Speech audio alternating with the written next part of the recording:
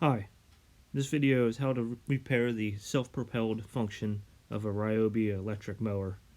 I apologize, I filmed this video while I was reassembling, so it's kind of in reverse, but you will get a good idea of what needs to be done and how it needs to come apart and what is needed for the repair. Thanks for watching, and please subscribe. If you have one of these Ryobi electric push mowers that are self-propelled, and you grab the self-propelled lever and you can just hear the electric motor turning and the mower doesn't move, your issue could be the shift fork on the electric motor itself. You can see I've got this one apart pretty far. The whole drive axle assembly is out. What needs to be done, or what is broken, is this little shift fork right here that engages the motor with the axle. And if you look right here, it was broken and I've had to re-weld it back together. This part is not available from Ryobi as a separate part, and you have to buy this whole entire motor assembly, which is about 70 bucks if it's even available, which currently it is out of stock. So if you have issues with it, with the motor just spinning, you can find this little shift fork. It's just underneath this cover on the electric motor. If you pull this cover off, and you see this little tab right here is moving freely and not attached to the rest of the piece anymore, that's your issue. So it'll have to be welded back together, or you buy a whole new motor. Hopefully this was helpful. Thanks for watching.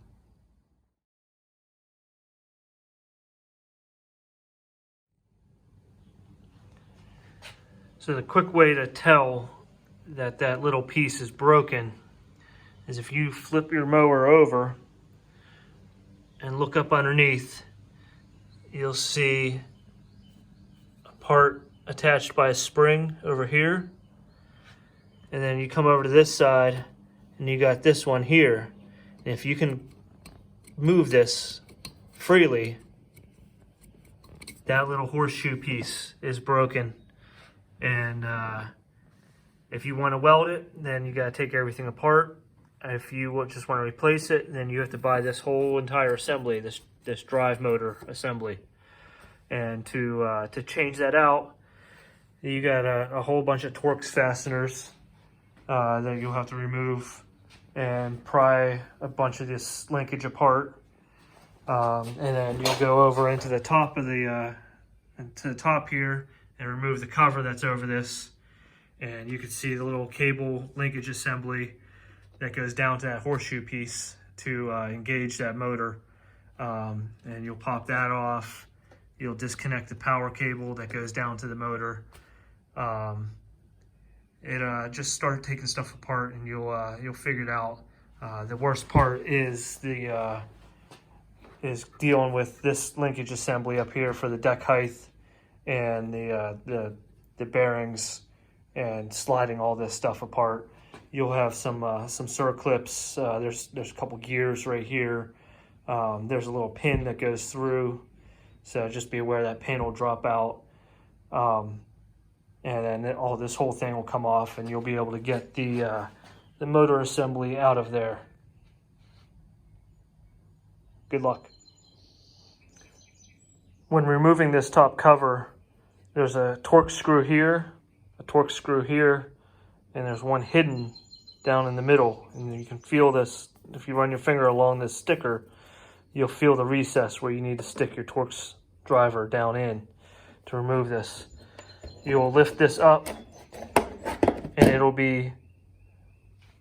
there's a little magnet switch in here to detect the bag, and this just plugs in back underneath here. So just remove that plug and this whole cover can be removed out of the way.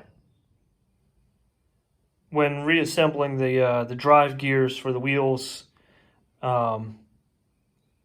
it's critical to put them on the correct side. There is a right and left